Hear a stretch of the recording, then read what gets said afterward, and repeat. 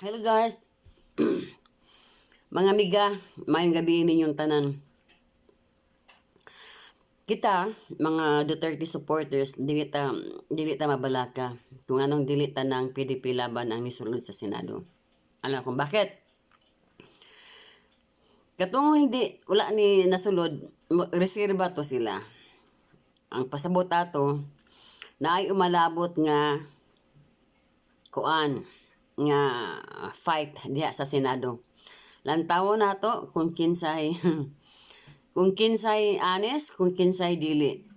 Basta kabalo na ta nga si Duterte ay talagang ano talaga yan. For the people talaga yan. For the people. Hindi yan sa politics. Sa ngayon, ang ang sitwasyon ngayon sa gobyerno natin, puro sa politics. Politics means power. Politics kung sino ang nasa posisyon, pangunahan, kung sino debatihan. Magdebate yan sila guys. Magdebate sila ng todo ng magdebate. Meron mapa-fire out, pero maghintay lang ta kung kisa ma-fire out. Basta kabalo na ta nga Duterte is for the people. Okay? So dito mabalaka kung anong dili tanan ang Duterte ang nisulod sa Senado. O niya, kaya nakita naman nato nga sa mga dagko nga city ang gisuportahan ni Sara Duterte ni daog man gyud, di ba? So, katong dili wala niya suportahi, wala siya ni show up sa campaign.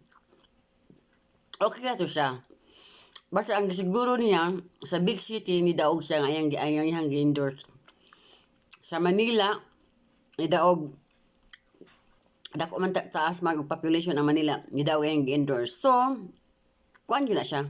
Kabalutan nga, malakas din si Duterte. Basta yan kada bang style niya ba? Kanang, every time nga naa siya, if Sara or Duterte, if they touch something, it turns into gold. Muna ilahang sistema. O, ang nakalimi sa mga Duterte kana sila on political standing, dili sila papaling-paling ba? Pareho na uban nga kukunwari na matalino, bright, pero wala dahito sila, wala sila wala sila ni gamot. Hindi katulad ni Duterte nga siya jud mismo ang nagplant ana. Iya jud na siyang gitanom ang iyang Duterte nga tanom nga brand. Unya pagtanom niya kuan siya kining iyang root ba ni expand ang iyang root. Ang iyang prutas ni expand pod. So habang wala pa siya ni dako pagtanom niya blooming siya ng blooming ba? Blooming siya ng blooming. Unya, kuan kining, pag blooming niya, daghang naibog sa iyahon. Ang ibig sabihin na daghang naibog, daghang mga local at saka provincial nga naibog sa iyahong sistema ba? Munang naay mga kuan na ganahang musunod siya ang palisiya. So, yun lang guys. Ayaw mo kabalaka kung ano ang Duterte plus 2, wala dili tanan ang nisulod. Blessing in disguise na guys niya. Kay na may suportuhan pod ang Iglesia ni Cristo, si Aquino. Lantaw na to kung unsay laman pod ni Aquino, kung unsay ang nahimo. Kay kung gasunod-sunod na po dyan sa Duterte, wala. No political standing. Okay guys, yan lang.